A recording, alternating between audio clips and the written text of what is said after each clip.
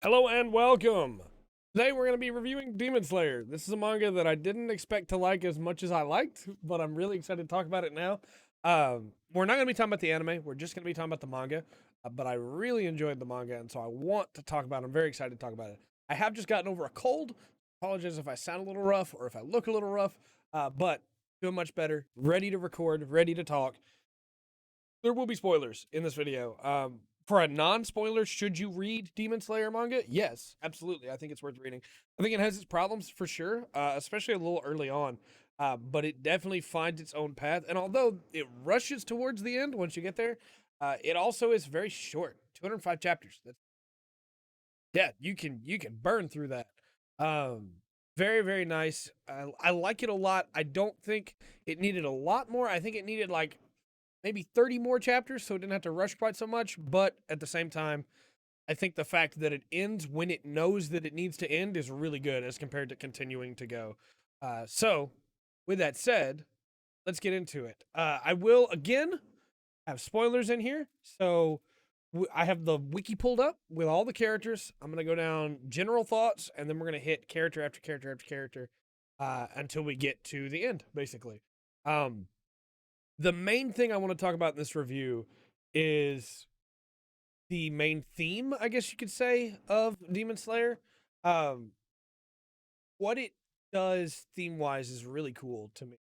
And I think that I know I'm tripping over my words here trying to get to it, but I want to make sure I say it right because I do think the theme is really powerful. There's a moment early on in the story where Tanjiro says that you helped me, so now you're a part of me. And that theme is Demon Slayer to me in a lot of ways. Every arc of the story is touched by that theme. And I want you to know right now, for me personally, very subjectively, that theme is one of my favorite themes in anything ever. It's one that we don't see a lot of, but it gets like referenced unspokenly, right? It's normally a thing that it's just not said. But for instance, like the moments in other shows or other manga, Kingdom is an example of this, where a character that has died, you get to see them push the character, just the hand on the back of the character that is still alive. And that is always to me an immediate moment of I'm getting emotional because, especially when it's a character that I liked that does it, because that's how life works. Like, I know that sounds dumb, but we are made better by our interactions with other people, and it's carrying on, especially those that unfortunately die before us. It is, we carry on a piece of them with us. The interaction we have with them changes us, and I love that Demon Slayer focuses on that in a way of we are improved, we are better because we met these other people, because of the price that they paid. We're able to keep going, so we have to keep going for their sake. And the reason this theme is so important to me with this series is that I don't think this series works without it. I think if you're not on board with the idea of, yeah, this is a grind, this is people dying and then the next person carrying on their will, then I don't think the series will hit anywhere near as hard as it hit for me, because it is every arc. Every arc is somebody has lost someone, and the memory of that lost person is moving them forward into the fight against these demons. And even the demons are suspect to it as well, with or subject to it as well. That's how words work. Where you have some of the different demons. Akaza is a great example. We'll get to Akaza later, where it was the loss that he suffered that caused him to take the path that he took, and eventually leads to his end, which I think is really cool. And again, the whole story is built around that, and it's what makes Muzan the final villain. It's what makes him so good as a villain, I guess, is the way I want to put it. Even if I don't think he's good as a fight, we'll get into that later. Because he doesn't have that. He stands in stark contrast to that. He doesn't value other people. He doesn't value his emotions.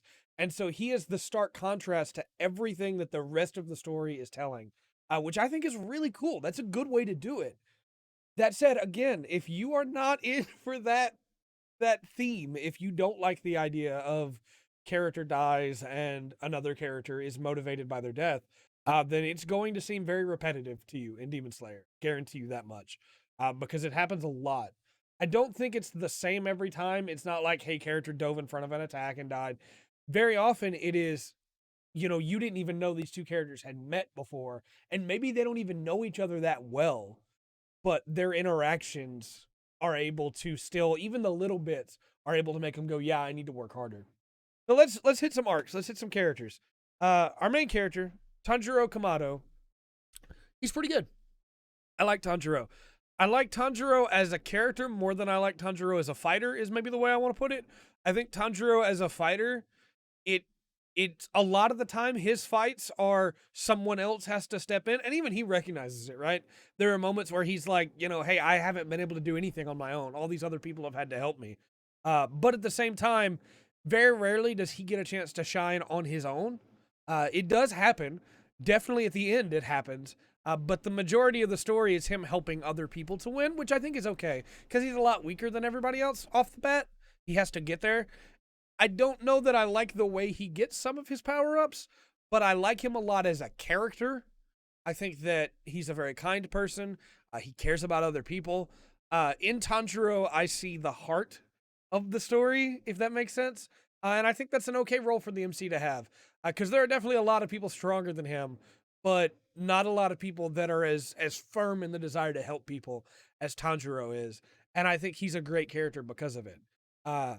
Following Tanjiro, we're going to talk about my favorite character, which is Inosuke. Inosuke could easily be described as like a comic relief character, and so could Zenitsu. We'll get into Zenitsu as well. Inosuke is Inosuke is nuts, and I love him, but the boar head and everything going on there and how he was raised by boars, and that does pay off in a way that I really didn't think it was going to.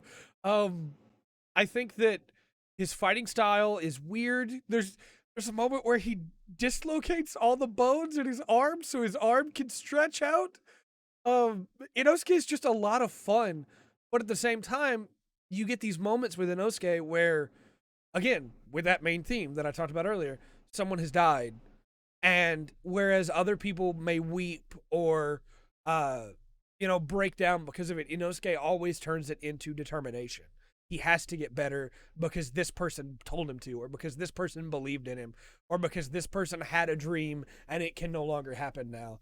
And that's just one of the reasons why I love Inosuke. I think that there's a lot to love about him. There's some great moments with him when he busts up the sword so that it's jagged the way that he expects it to be. I like Inosuke a lot. Zenitsu is fun. I don't like him as much as I like the main two. But I think that where he goes in the story, it kind of comes out of nowhere, the stuff with the other student of his grandfather's school, but it hits hard. It's effective. I liked it. It just kind of came out of nowhere. I wish we had like 30 more chapters to build out some of the stuff that happens in that ending. But at the same time, it was good. I like Zenitsu. His movement abilities are really cool. And I like by the end that the joke of, well, while he's unconscious or asleep, his body knows what to do, but his mind is holding him back. By the end of the story, body and mind are one. They're working together. They have a goal, and it's to stop Muzan. And I think that the moment where Zenitsu worked for me, from where he didn't, is the moment where we see him like hit his head on the rock in the Hashira training. And I was like, oh, okay, he just tripped or something. And then Tanjiro is like, hey, are you good? And he's just sitting on the rock.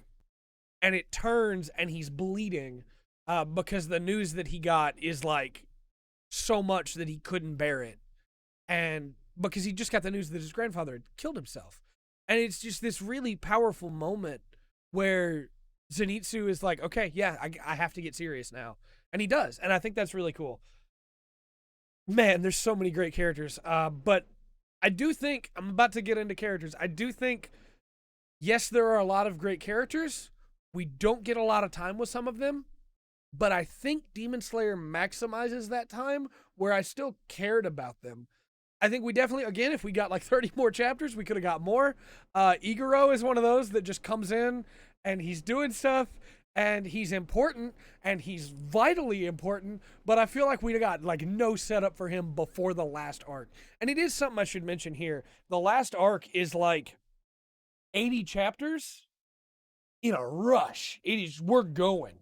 And I think that's not bad, but again, if it gotten like 30 more chapters to be able to expand some stuff out, spend a little bit more time with characters like Igoro, then I think that would have been better. But I still really enjoy what I got.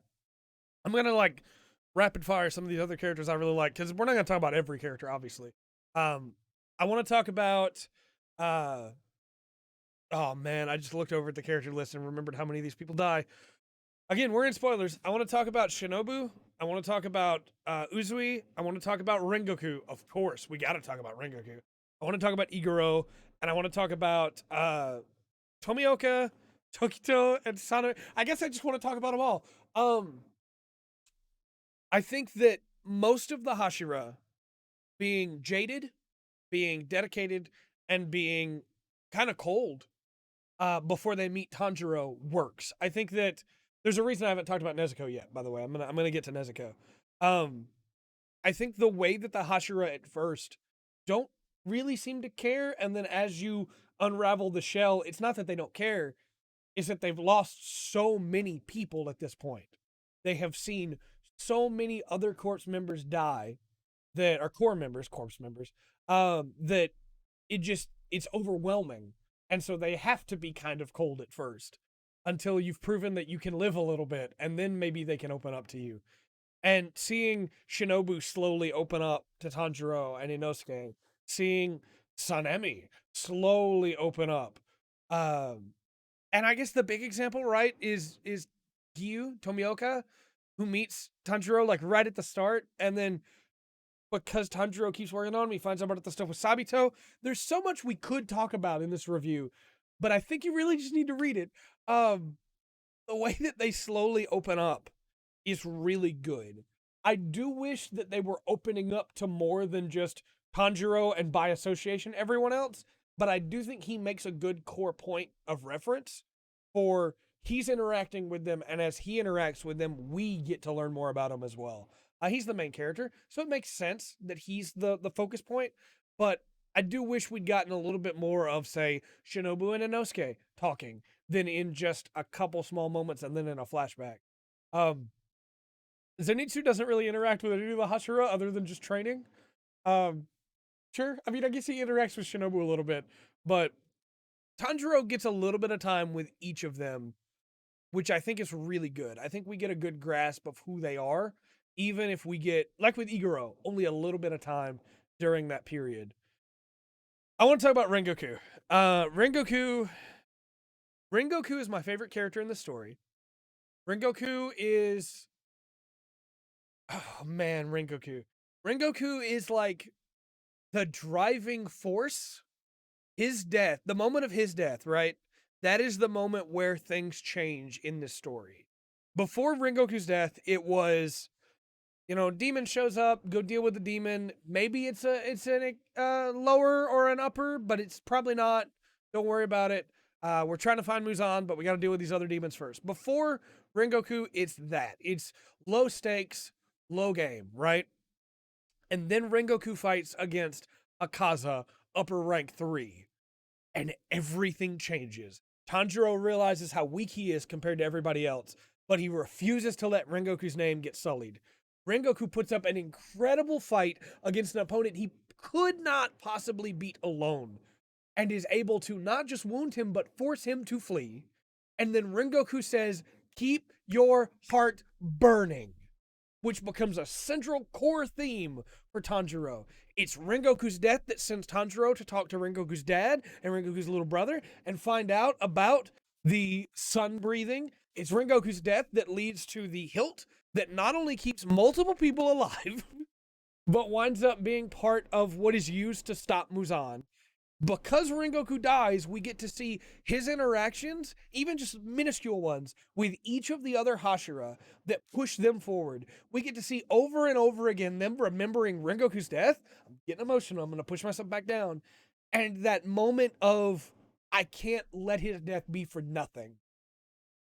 And it is Ringoku's death that is the firsthand pushing the back of Tanjiro's head at the very end of the story when all of his deceased friends are pushing him on forward. It is Ringoku that is the driving force of this story because he is what carries that theme forward of it can't be for nothing. Keep your heart burning. And I love it. I love a good tragic character death that isn't in vain. And Rengoku's is that in spades. Rengoku is such a great character, and I love the way that his death shapes the rest of that story. Because it is, like I said earlier, it is the turning point. It's when things change. I guess we got to talk about. Oh man, I haven't even brought up Genya. There's again, we could be here for hours just talking about how good these characters are.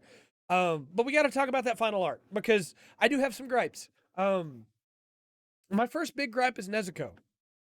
Nezuko early on gets to be a part of so much.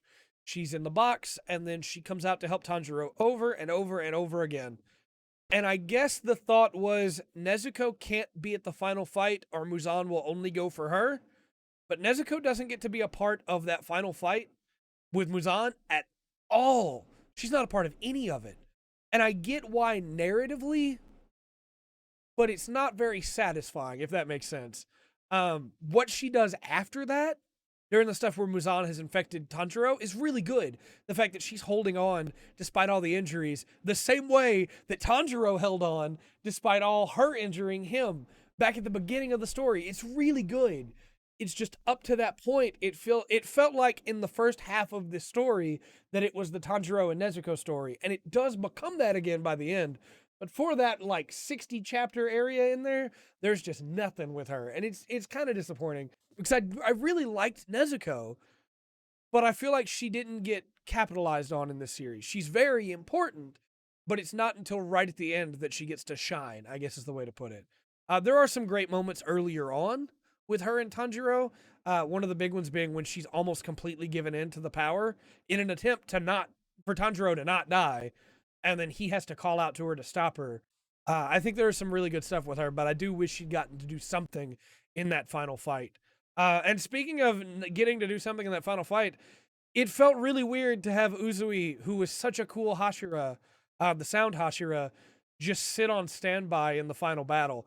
I get why, because again, he'd lost an eye and he'd, gotten terribly injured in the previous arc, but it still felt like, well, everybody else is dying in there. Like, Ringoku's dad and Uzui could probably be a part of this, or, okay, they're going to be on standby. And I get that they needed somebody to guard Ubuyashiki, but it just felt a little weird to me when everybody else is dying to be like, well, we're going to cut to these two just sitting out here. And to be fair, again, they were guarding Nezuko, but I don't know. It felt weird to me. That said, the fights inside those final chapters are so good. The fight against Akaza, I need to get the names here because in my head they are rank 2, 3, 4, I guess. Or 2, 3, 1.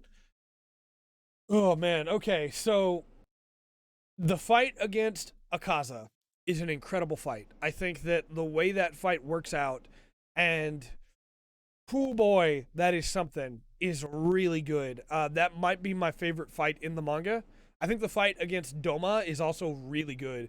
And the fight against Kokushibo, that's his name, Upper One, is really good as well. And I think I like some of what happens there more because of the stuff with Genya and Tokito, but the Akaza fight is really good.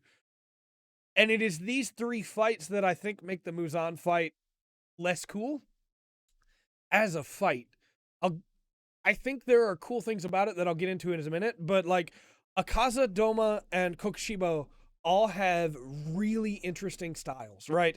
Kokushibo has his evolution of moon breathing that he has perfected to its peak. It is the best it could ever be, but it is realizing that in the process of this, he has lost all of his humanity and no longer looks like the samurai he wanted to be as a child that causes him to falter, which is really good.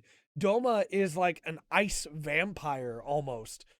He has all this crazy power, but Shinobu literally sacrifices herself and is consumed to poison him. And what I love about that fight is that it's not Inosuke and it's not Kanao that stop him. They halt him, they hold him back, they slow him down, but it is Shinobu's sacrifice that kills him, which is, I think, really, really good, because that fight's also incredibly tense over the course of it. Akaza, man, Akaza, when you get, like, they cut away to a lot of the demons' backstories throughout the course of the series, which is good. I think it's really nice. But Akaza's is probably my favorite of the demons' backstories. It's really, really good. And it doesn't make what he does okay, but it does make what he does understandable, like why he became a demon. He was completely ruined, right? I think that the fight with him is, again, it's probably my favorite, even though I like Genya and Tokito's sacrifice against Kokushibo maybe more. Genya, oh man, Genya's such a good character.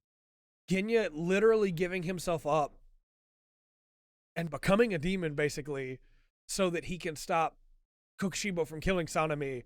And then Tokito holding on to that sword no matter what. That's the kind of stuff that gets me. Those are good character deaths, you know? Yeah, no, it's really good. Gyu Tanjiro's fight with Akaza is really, really solid. And I love that Akaza at the end is like, why am I doing this? What did I want in life? Which is, you know, again, the fact that the demons aren't just crazed monsters, but get to remember who they were as people, and that causes them to go, no, I don't want this, is really good. The Muzan fight. Again, Muzan's fighting style is probably my biggest gripe with with the entire last arc. I wish that it was something other than just lashing out. There's so much cool stuff that could have been done there, right? You have that he has multiple hearts and multiple brains, and he's moving them around in his body. And so obviously the goal then is to keep people away so they can't get to those. He's a coward. He's not a fighter. We know this about him. But his fighting strategy is just lashing out, which works. I mean, it fits him because, again, he's a coward. He wants to keep people away from him. But it's not satisfying to me. That said, past his fighting style, why that last battle works for me is that, even with my complaints, is that Muzan doesn't feel like a person in a way. He feels like a force of nature. He is demons, basically. He is the whole concept of evil in this world when applied to a demon. He is the worst part of humanity. He is the malice of humanity, the selfishness, the greed of humanity given form. And his entire goal is just to live because he cannot fathom dying. Again, stark contrast to the rest of the story and all the characters who die so that others can continue. He is the exact opposite. He is the antithesis of the entire story. And so when he is just this force moving through the city because his only goal is to leave, he has no desire. He doesn't care if he kills these people or not. He just wants to leave. It's so powerful for me, this force of nature just moving and constantly people throwing themselves against him and just getting churned up, just getting destroyed.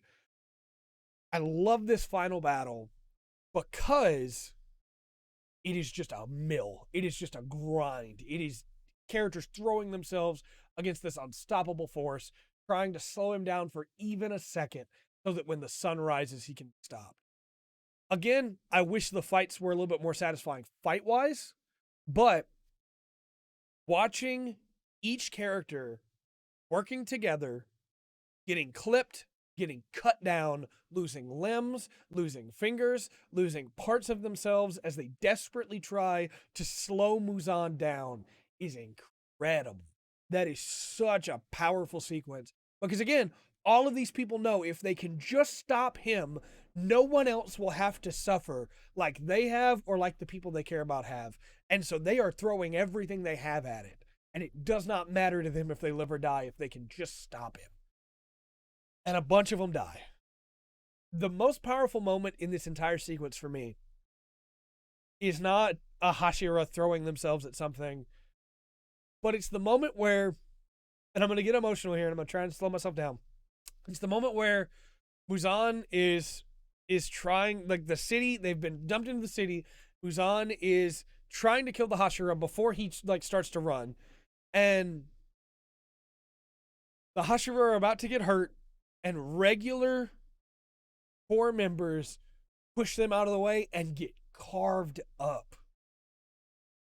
And they make a human shield and make a wall of bodies between Muzan and the Hashira in an attempt to buy even just a little bit more time, knowing full well they are going to die.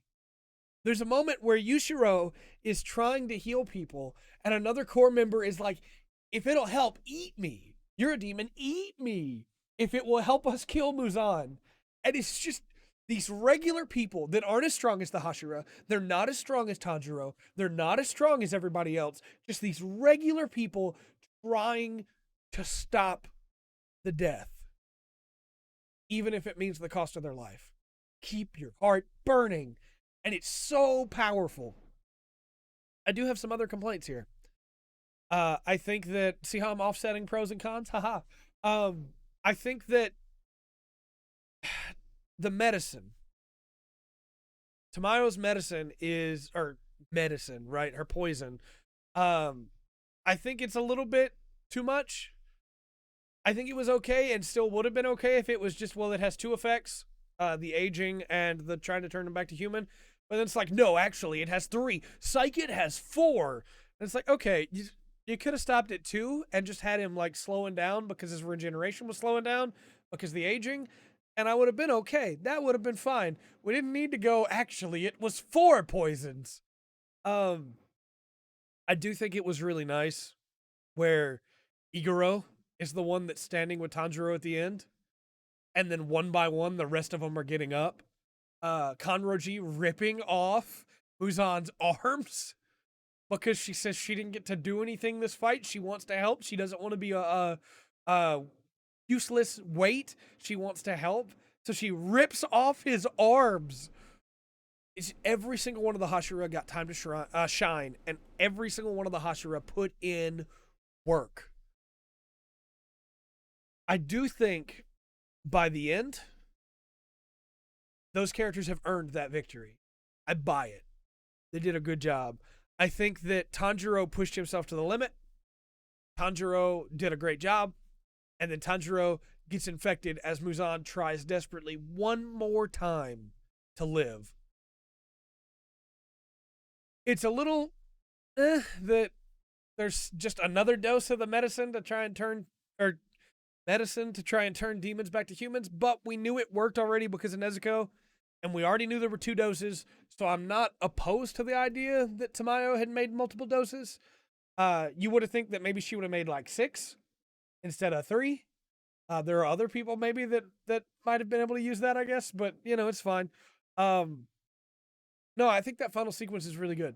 I think that everything there is really solid, and then getting to see where everybody goes and getting to see Inosuke and Zenitsu go with Tanjiro and Nezuko back home, because neither of them have a home anymore either, is really good. I think it's really interesting that of the Hashira, only Sanemi and Giyu get to live. Sanemi is now like, he has nothing. He's lost his brother. He's lost the squad. He's lost the core. He's got nothing, but he's going to live on, and he's going to continue to protect people because that's who he is.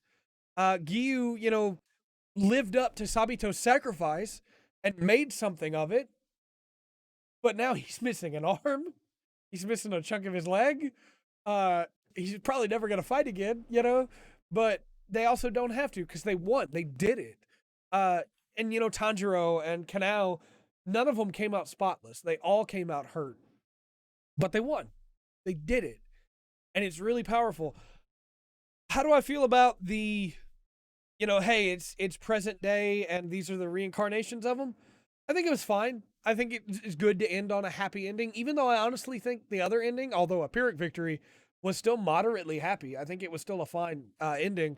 Um, I think the present day reincarnation stuff is cool. Getting to see them all happy and going together. Nezuko ending up with Zenitsu is a thing. I mean, sure, she smiled at him that one time, so I guess so. But I think it was, in a lot of ways, it was just cool to see those characters not having to fight and die. Getting to see little Sabito and getting to see that Iguro and Kanroji wound up together, just like they said they wanted to. Really, really good. Really, really good. Despite my complaints, I think that Demon Slayer is a really solid series. When it first came out, the anime, I heard people talk about how good the manga was. When the anime was first announced, it got hyped up so much for me that I did not even want to watch it until after the hype died down, because I just knew it wouldn't live up to the hype. And so when it was recommended to me, I decided, sure, I'll give it a read. Why not? And I'm so glad that I did. It's a story that is going to be in my mind for a while, is maybe the way to put it. I think that what they have done is really, really good. And I think that it's not perfect by far. Nothing is. But the core theme, again, resonated with me so strongly. I'm not going to forget Ringoku anytime soon. Ringoku immediately jumped up to one of my favorite characters. I'm not going to forget Akaza or the fight against Kokushibo or any of those moments where characters put themselves on the line to be able to win. I'm not going to forget those. And there's so much, this is a whole different topic. There's so much media out there that it's easy to go, well, you know, this is the best, or this is better, or this is better. But at the end of the day, what makes it shine to me is that this is a story about what it means to lose someone and to not let their legacy die. And it's funny to me because Muzan wanted to be immortal. He wanted to be undying. But in their endeavors, Yorichi and Ringoku and Sabito and Iguro and all of these, they became immortal. Because, in the words of Dr. Hiraduk, when does a man die? When he is forgotten. And I'm not going to forget about these characters anytime soon. Demon Slayer is an absolutely enjoyable story to me that I think everybody should check out, especially if you made it through this whole 30-minute video and heard me spoil the whole thing for you, including multiple deaths. But let me know your thoughts on Demon Slayer in the comment section down below. Big shout out again to the Paramecia Fancast recommending it to me on a crossover episode with the King of the What Now podcast that you should probably check out by checking out their Patreon. But yeah, Demon Slayer, I'm so stoked that this was my first manga review. I can't wait. Next one up is Vinland Saga, by the way, recommended by Jen. So let me know some other recommendations for manga you would like me to read and review. There's a bunch of manga that I have been reading weekly for a long time, like One Piece or Kingdom. Not weekly for Kingdom, but you know what I mean. That I would also really like to get into. But thanks again, John, for recommending this to me. It was absolutely incredible, and I'm glad to have read it. Again, let me know your thoughts in the comment section down below. And until next time, I've been Trey. This has been The Full Spectrum. Remember to always enjoy the full spectrum. Demon Slayer has to offer.